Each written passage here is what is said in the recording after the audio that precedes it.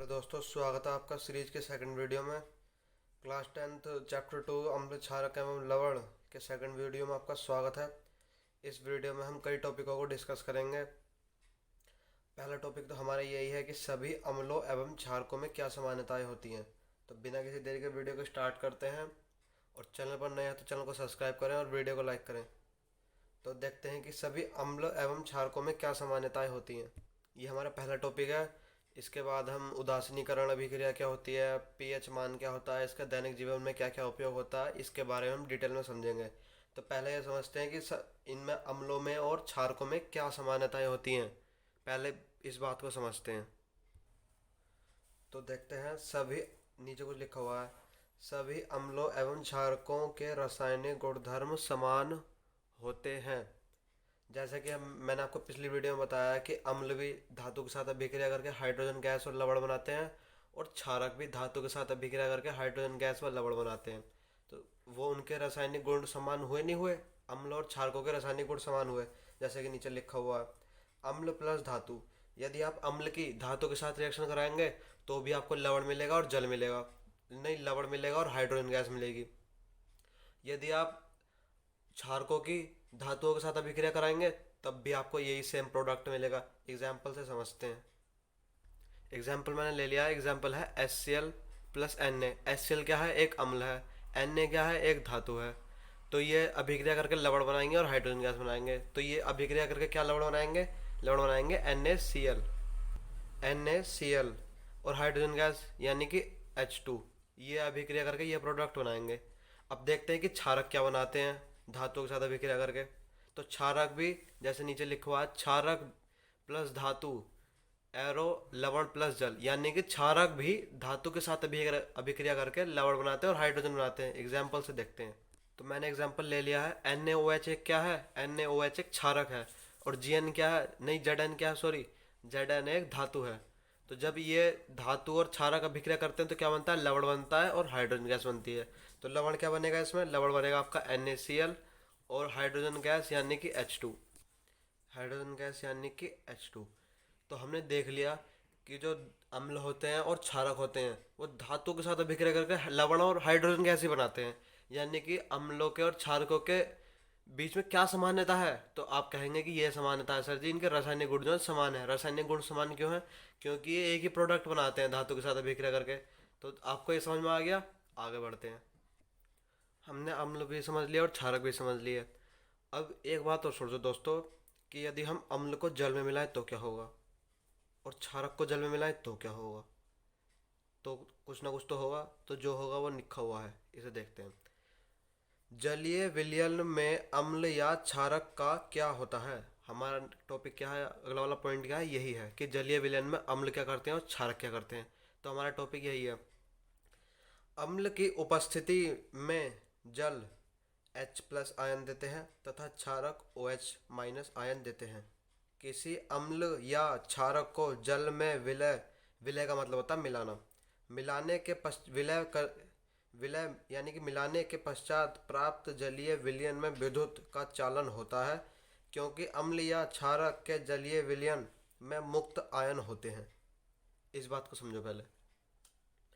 यदि हम जल में अम्ल को मिलाएं तो उस जल में जिस जल में हमने अम्ल को मिलाया उस जल में जो है हाइड्रोजन आयन उत्पन्न हो जाते हैं, H प्लस आयन उत्पन्न हो जाते हैं। क्यों उत्पन्न हो जाते हैं? अम्ल के कारण। और इन्हीं H प्लस आयनों के कारण उस जल में विद्युत धारा का प्रभाव होने लगता है तेजी से। समझ गए? यदि हम जल में अम्ल को मिला देते हैं, हमारे घर जो बैटरा वगैरह होता है उसमें पानी में एसिड मिला हुआ होता है, जिसके कारण उसमें इलेक्ट्रिसिटी प्रवाहित होती रहती है। यही कारण है कि उसमें एसिड मिला होता है, क्योंकि एसिड जिस जल में मिला होता है उसमें इलेक्ट्रिसिटी जो होती है तेज से प्रभावित हो जाती है यदि उसमें प्रबल अम्ल मिला हुआ हो तो यदि हम किसी जल में अम्ल मिला देते हैं तो उस जल में विद्युत धारा का प्रभाव तेजी से होने लगता है। क्यों होने लगता है? क्योंकि उसमें H प्लस आयन उत्पन्न हो जाते हैं। अब क्षारक की कंडीशन क्या है? यदि हम किसी जल में, मतलब जल में क्षारक मिला देते हैं तो उस जल में OH माइनस आयन उत्पन्न हो जाते हैं। ये मुक्त आयन होते हैं। और इस आयन OH माइनस आयन के कारण उस जल में भी विद्युत धारा का प्रभाव होने लगता है। क्यों होने लगता है? क्षारक वाले जल में आप दो वो लेना परख नली, ये गिलास वगैरह, एक में अम्ल मिला देना, एक में क्षारक मिला देना, मिला दिए, दोनों में इलेक्ट्रिसिटी बहा कर देखना, दोनों में बहने लगेगी। क्यों बहने लगेगी? क्योंकि इसमें मुक्त आयन है। जो अम्ल होते हैं, अम्ल अम्ल होते हैं, वो तो जल में मिलने के बाद H+ आयन मुक्त कर देते हैं। और जो आपके क्षारक होते हैं, वो जल में मिलने के बाद OH- आयन मुक्त कर देते हैं। समझ गए दोस्तों? ये बात बहुत गहराई की और आगे तक आपको काम देगी। ये बात बहुत बारीक से समझनी चाहिए आपको। तो इन मुक्त आयनों के कारण ही इन जलीय विलयन में विद्युत धारा का प्रभाव होता है। यदि ये मुक्त आयन ना हो तो विद्युत धारा का प्रभाव ही नहीं होगा। कोई भी धातु है, यदि उसमें उसके पास मुक्त आयन है तो उसमें विद्युत धारा का प्रभाव होगा। यदि मुक्त आयन नहीं है तो विद्युत धारा का प्रभाव नहीं होगा। तो ये थोड़ा कुछ लिखा हुआ है, इसे भी देख लेते हैं। अम्ल तथा क्षारक अपने जलीय विलयन में मुक्त आयनों, अम्ल में कौन से मुक्त आयन होते हैं? जलीय विलयन में होते हैं भाई साहब, जलीय विलयन में। जलीय विलयन में H+ आयन उत्पन्न होते हैं। ऐसे नहीं कि एसिड रखा है बस उसमें मुक्त आयन उत्पन्न हो गए, ऐसे नहीं होगा। यदि आप उसको जल में मिलाओगे तो जाकर उसमें H+ आयन उत्पन्न होंगे अम्ल में। और जो क्षारक होते हैं उसमें OH- आयन उत्पन्न होते हैं। कब उत्पन्न होते हैं? जब उसे हम जल में मिलाते हैं। मुक्त आयनों की उपस्थिति के कारण ही विद्युत का प्रभाव होता है। ये मैंने लिख दिया नीचे। मुक्त आयन होंगे तो उसमें विद्युत धारा बहेगी, यदि मुक्त आयन नहीं होंगे तो विद्युत धारा नहीं बहेगी। नीचे नोट लिखा है, इसको भी देखो। नोट: सभी क्षारक जल में विलय, यानी कि विलय का मतलब घुलनशील नहीं होते हैं, और जो क्षारक जल में विलय विलय यानी घुलनशील होते हैं उन्हें क्षार कहते हैं।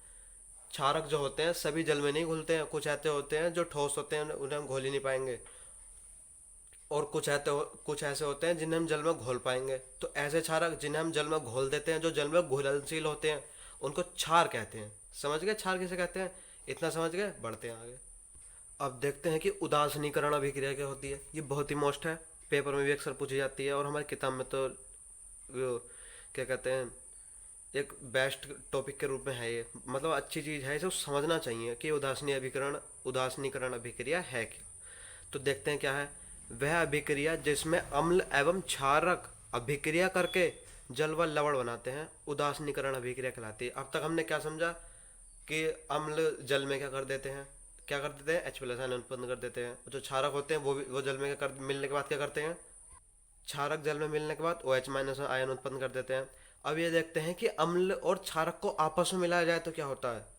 तो वह अभिक्रिया जिसके अंतर्गत अम्लों को और क्षारकों को आपस में मिलाया जाता है, उदासीनीकरण अभिक्रिया कहलाती है। समझते हैं इसको आगे। तो उदासीनीकरण अभिक्रिया समझ गए, वह अभिक्रिया जिसमें अम्ल एवं क्षारक मिलकर मिलते हैं, उदासीनीकरण अभिक्रिया कहलाती है। अब अम्ल एवं क्षारक मिलकर बनाते क्या है? अरे भाई, मिल रहे होंगे आपस में तो कोई आगे भी कोई प्रोडक्ट बनेगा। तो वो क्या प्रोडक्ट बनेगा? तो अम्ल और क्षारक मिलकर लवण और जल बनाते हैं। नहीं समझे? एग्जाम्पल से समझते हैं। तो दोस्तों मैंने एग्जाम्पल ले लिया है। अम्ल ले लिया है एक, ये HCl एक अम्ल है, और NaOH एक क्षारक है।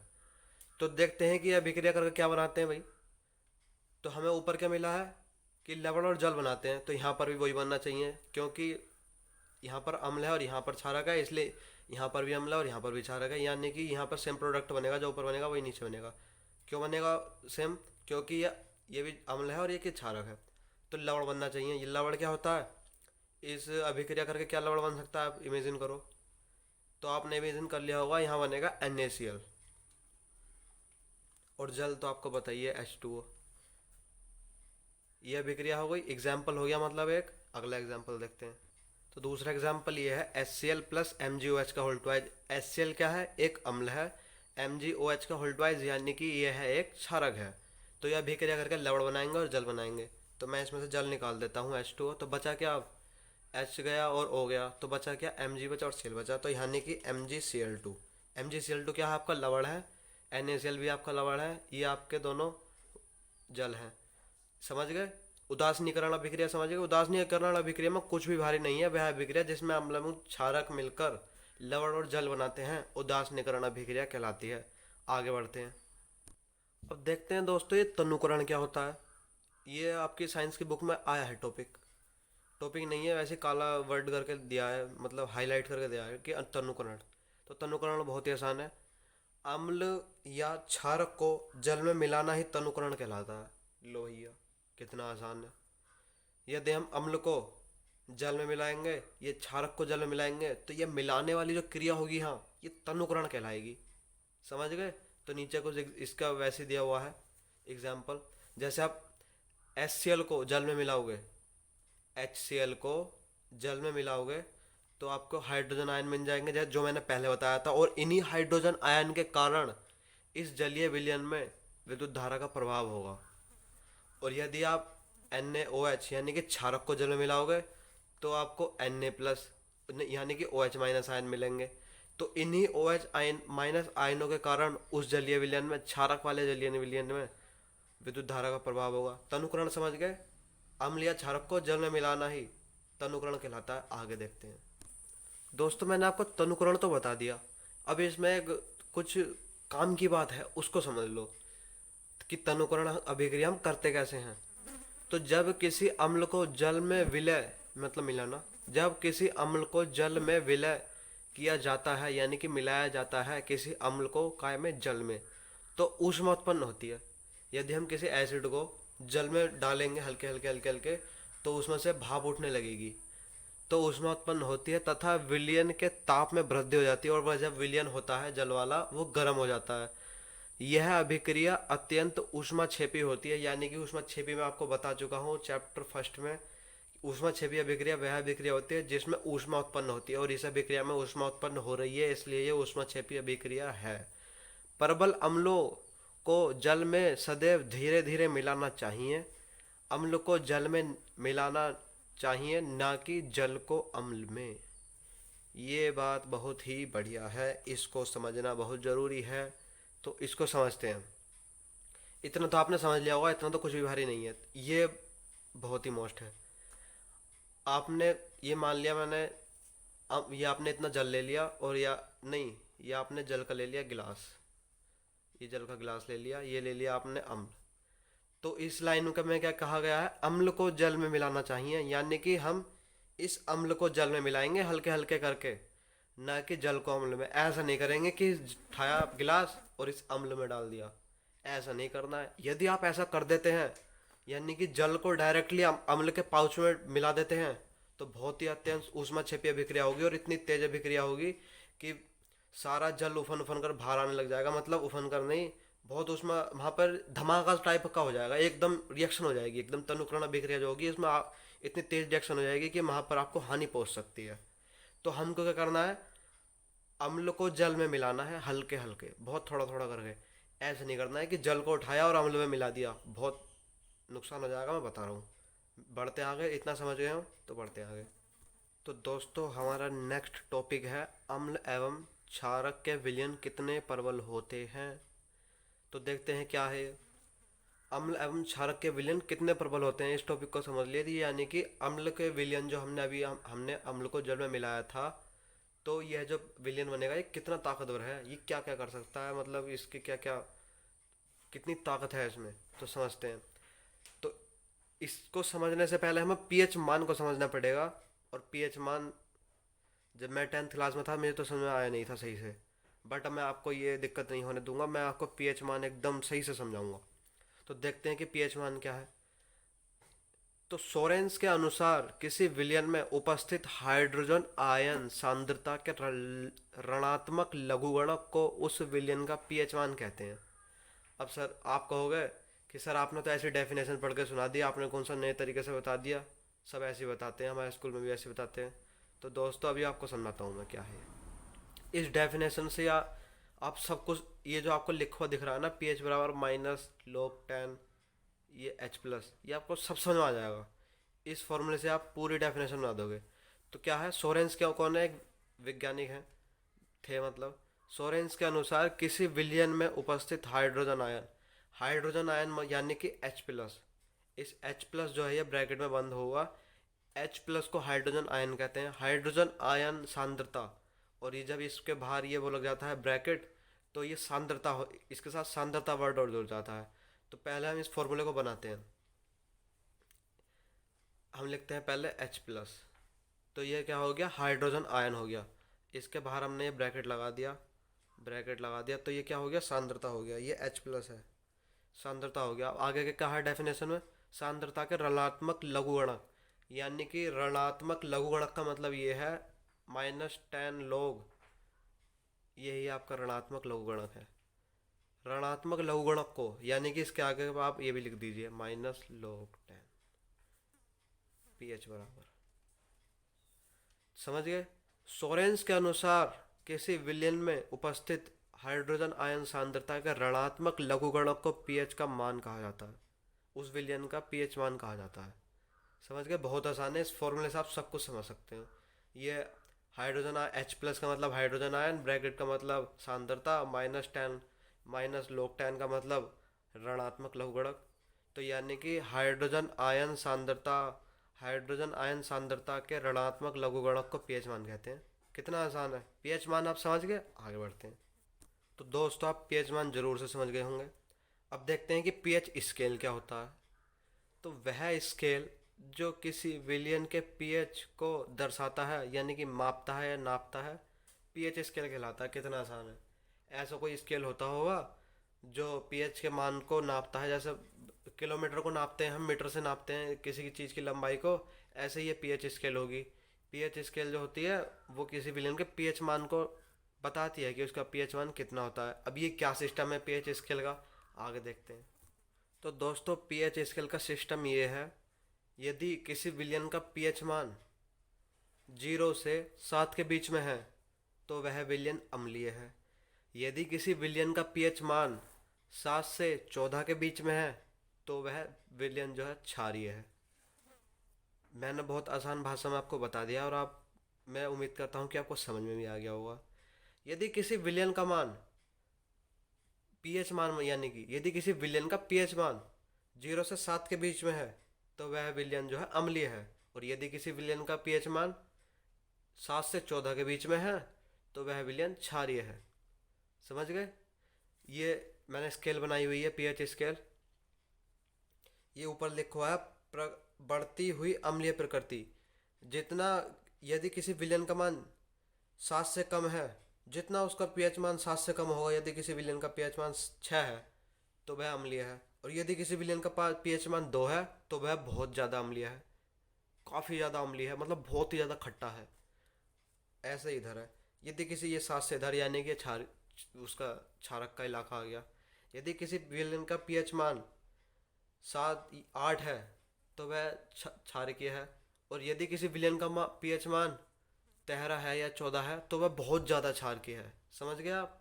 इधर के एरिया में आते हैं प्रबल क्षारक, यहाँ पर आते हैं दुर्बल क्षारक, इधर आते हैं दुर्बल अम्ल और इधर आते हैं प्रबल अम्ल। समझ गए? यदि किसी विलयन का पीएच मान जितना कम होगा उतना ही वह अम्लीय होगा, और जितना पीएच मान ज़्यादा होगा उतना ही वह क्षारकीय होगा। समझ गए आप? नीचे देखते हैं कुछ लिखा हुआ है। तो दोस्तों इस टेबल में कुछ पीएच मान लिखे हुए हैं।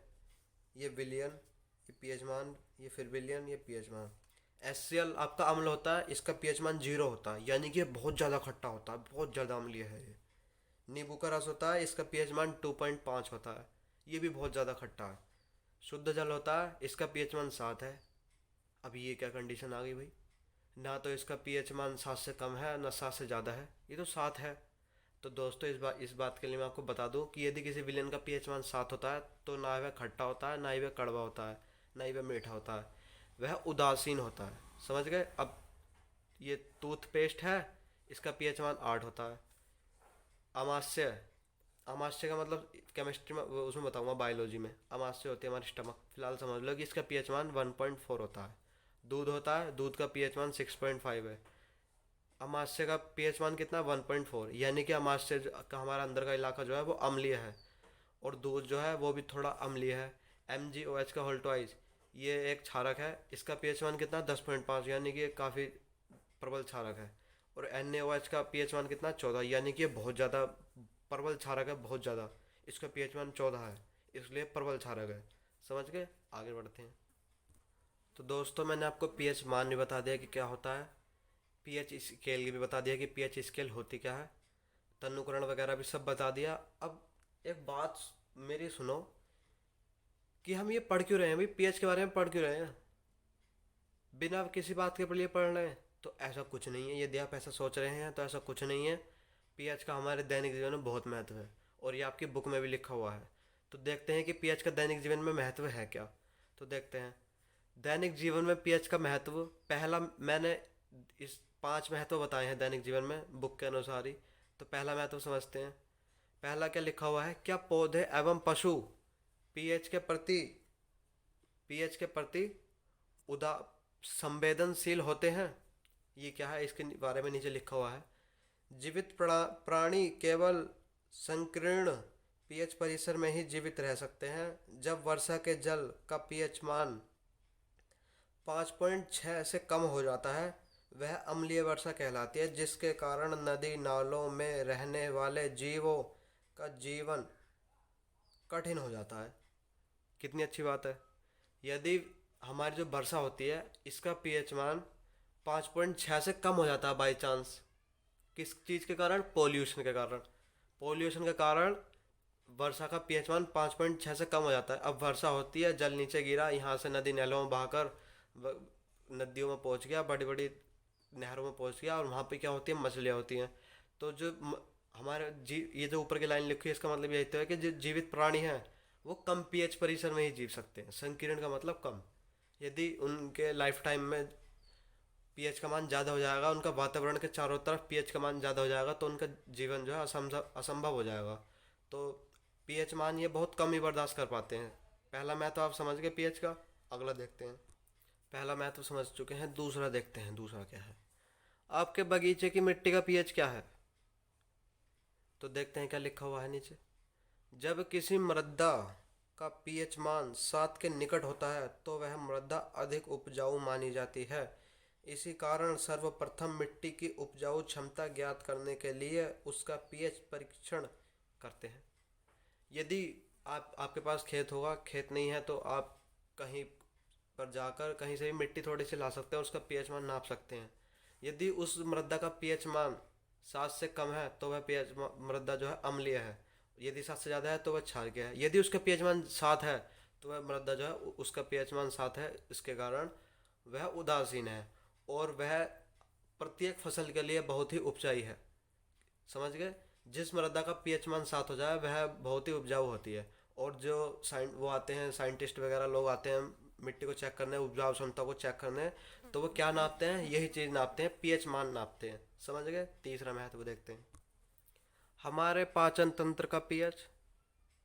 हमारे उदर या आमाशय में, उदर आमाशय आपको उसमें बायोलॉजी क्लास में सब पता चल जाएगा कि क्या क्या होते हैं ये।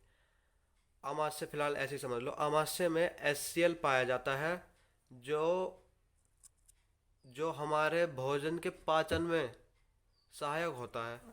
अत्यधिक भोजन करने पर हमारा उदर अधिक मात्रा में HCl उत्पन्न कर देता है। हमारा जो पाचन होता है, हमारे अंदर जो भोजन पचता है वो किसके कारण पचता है, उसमें जो कुछ पाचन क्रिया में कुछ जो क्या कहते हैं महत्व होता है वो HCl का भी होता है। हमारे जो स्टमक होती है उसमें HCl होता है और वह भोजन को गलाने का काम करता है। समझ गए। तो यानी कि हमारे अंदर भी HCl होता है और वह अपना महत्व को दर्शाता है। तीसरा महत्व को समझ गए। चौथा महत्व समझते हैं।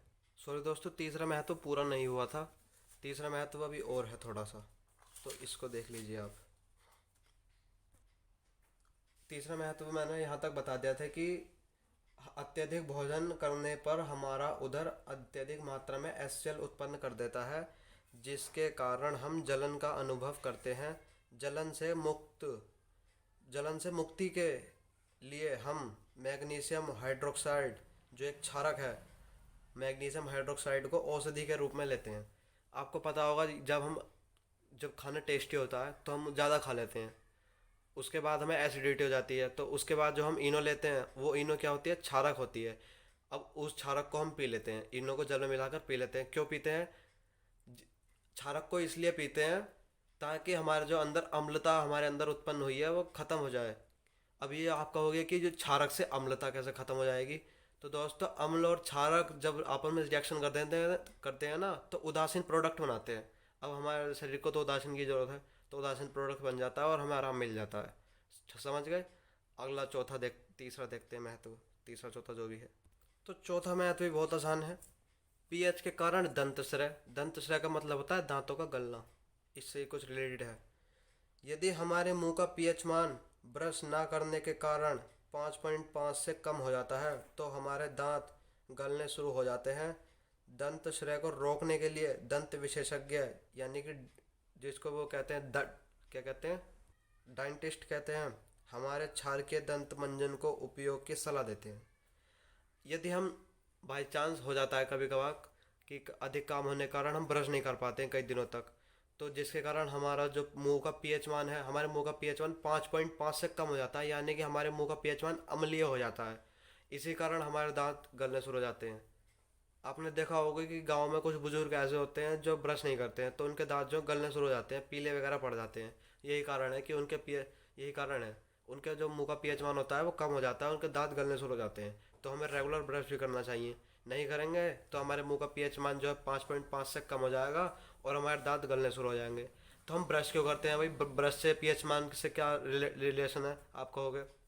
तो रिलेशन ये है, जो हमारा टूथपेस्ट होता है यानी कि जो हमारी ट्यूब होती है, पेस्ट होता है, वो क्षारकीय होता है, और जब हम उसे मुंह में रख कर उसको रगड़ते हैं तो हमें हमारे मुंह का जो पीएच मान जो है क्षारकीय कर देता है। समझ गए? पांचवा महत्व देखते हैं। पशुओं एवं पौधों द्वारा उत्पन्न रसायनों से आत्मरक्षा। ये क्या है? पांचवा महत्व।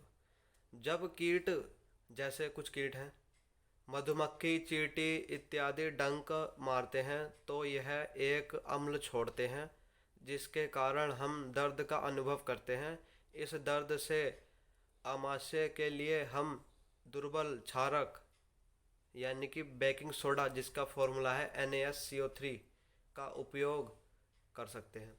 आपको मतलब पता होगा, जब आपको मधुमक्खी काट लेती है, ये चींटी वगैरह काट लेती हैं, तो आपको वहाँ जलन महसूस होती है। वो क्यों महसूस होती है? क्योंकि वह जब डंक मारते हैं ना, तो उस डंक से वो एसिड हमारे अंदर छोड़ देते हैं, तो इसलिए हमें जलन का अनुभव होता है।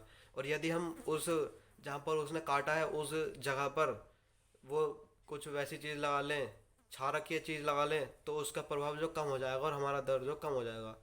तो दोस्तों, आज का वीडियो बस इतना ही था। वीडियो पसंद आया हो तो वीडियो को लाइक करें और मेरे चैनल को सब्सक्राइब करें। मिलते हैं नेक्स्ट वीडियो में, तब तक पढ़ते रहें।